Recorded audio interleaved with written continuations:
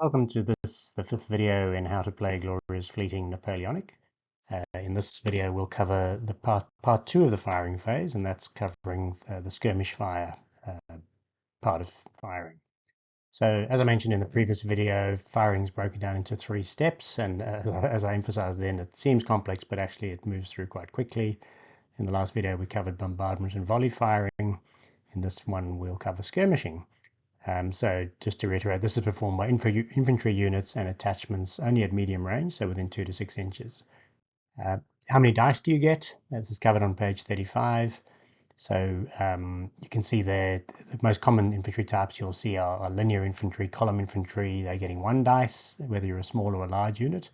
Whereas reformed infantry and linear skirmish infantry, so think French and British, after they've been trained to skirmish, they get 2 dice for small and 3 dice for large. And then light infantry, you'll see get more dice. And if you've got rifles, their effectiveness is reflected by an extra dice as well. And the other one to note there is skirmish attachments get a dice. That's the benefit of having a skirmish attachment.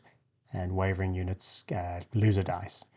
And then in terms of the score needed, it's always a 5 for success, or 5 plus. While conscripts, as is usual for conscripts, they re-roll a hit and veterans re-roll a miss. Okay, so let's get into it. So skirmish fire, this is the arc of fire for skirmishes. So you can see there it's 6 inches all round from a 180-degree arc measured from the rear of the unit, not the front. That's important to note. So any target within that arc is a valid target. And how does it work? So it's a simultaneous activity. So both players simultaneously roll skirmish dice for all the units in arc and range before you allocate anything. Then you allocate your skirmish markers alternately with the phasing player going first. And then both players attempt to remove the skirmish markers. So yeah, worth just working that through, playing it out on the dining room table, but that's the sequence of it. In terms of eligibility to skirmish, only infantry units can skirmish, and they cannot be in square, march column, or occupying a town. They must have an enemy infantry artillery unit in arc, of course, and they cannot use skirmishers if they're able to volley. So if you're in volley range, you must volley, you lose the ability to skirmish. In terms of placing them, so you can place them on friendly units in arc affected by an enemy skirmish marker, so it's a way of removing a skirmish marker. You can put them on enemy units that are in arc that haven't yet got a skirmish marker, because you can't have 2 on 1 unit. And they cannot be placed on cavalry units or units in towns or redoubts. So let's run through a bit of a sequence of placing them. So here's a bit of a setup. So we've got on the one side units A, B, C, and D, 3 of them being infantry units. And on the other side, a large unit and 2 small infantry units plus a cavalry unit. Right, so what you do is you roll your dice simultaneously, as I said, and then you place the markers in front of your units before allocating any. So imagine these blue dots are your skirmish markers, and the red dots, they've been placed in front of the units. There've been some pretty good dicing here from these units, just for the demonstration. And player A, B, C, D is the phasing player. Just remember they're going to place skirmish markers first. So then we begin allocating skirmish markers with the phasing player going first. So in this example, C has used 1 skirmish marker to cancel 3's skirmish marker. So those 2 cancel each other out. Then it's now the other side's chance to place a marker. So 1 places a marker on A and cancels their skirmish marker, so those 2 get removed. Then C goes again and places a skirmish marker on 3. Now you can see there that actually I can see in the diagram 3 has actually got a cavalry attachment, so that's a bit of an error. That should cancel it, which we'll talk about a bit later, but let's assume that cavalry attachment's not there.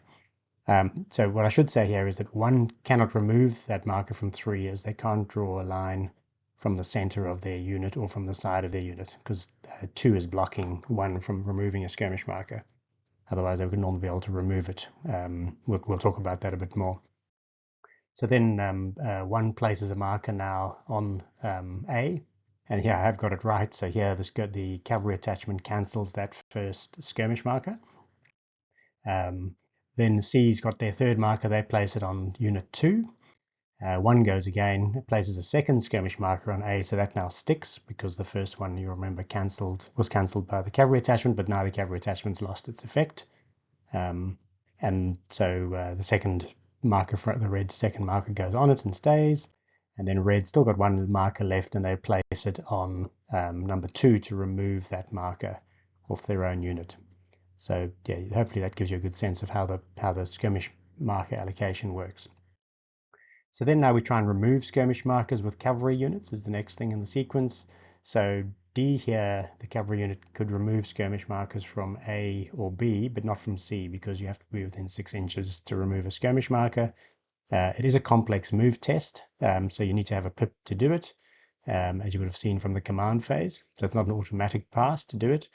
And be advised, cavalry units often need pips to do lots of things. So you'll often find as a player you choose not to remove a skirmish marker, even if you can, because it's not guaranteed. And you might need that pip for other things like charging or reacting, which we'll cover later. So yes, so D can remove skirmish markers from A or B, but not C. And then cavalry unit 4 could have attempted to remove a skirmish marker from 3 if they'd had one, but not from 1 or 2, because as you can see from these lines, you have to be able to draw a line from the front center or the side center of your unit to be able to remove a skirmish marker. And as you can see in the diagram, 4 is blocked by 3 from reaching 1 or 2. So hopefully that's clear. So there's some special rules to note about placing skirmish markers, as we've already covered. So Unit A has a cavalry attachment, so Unit 1's skirmish marker will be cancelled by that. So that's the role of cavalry attachments. They're quite expensive, cavalry attachments, because they're very effective. They guarantee you removing of 1 skirmish marker.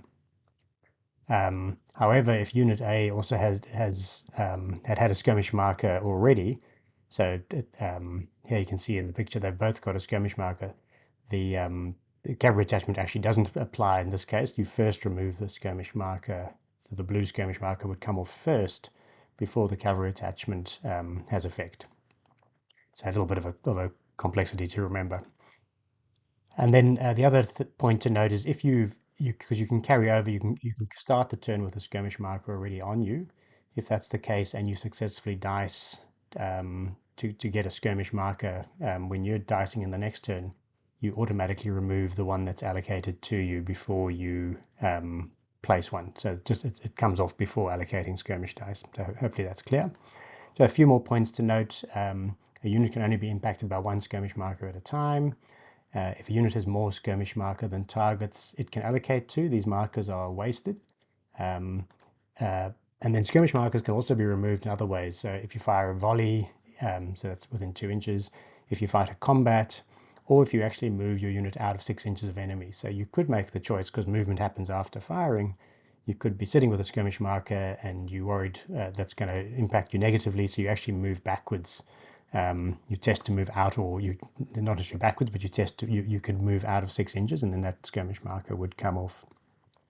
And then the last point to note here is players can pause placing skirmish markers if you don't have any targets in valid targets, but you've still got some skirmish markers to allocate. You can allow your opponent to keep allocating, which sometimes actually frees up a target for you, funnily enough. So I haven't got an example here, but yeah, remember that you can pause until a valid target becomes available. So what is the effect of skirmish markers? Why are we worried about having them on us? So first thing to note is bombardment and volley fire is reduced by 2 dice. So if you remember from the previous video, artillery attachments only get 2 dice. So if you have a unit with an artillery attachment and a skirmish marker on you, your artillery attachment basically isn't doing anything. That's 20 points being wasted while you've got a skirmish marker on you. So that's a pretty big negative. Often players will put a skirmish marker on you and then use the opportunity to move up into close range, because your volley fire will be reduced. So it can be very effective. And then the other important thing is your morale can be affected. So if at the end of your own turn, not your opponent's turn, at the end of your own turn, if you've still got a skirmish marker on your unit, it'll have to take a morale test. So again, skirmish markers can have the effect of reducing your morale. So yeah, so that's it from about skirmishing. In the next video, we'll cover the movement phase, but hopefully that's been helpful, and we'll chat soon. Cheers then.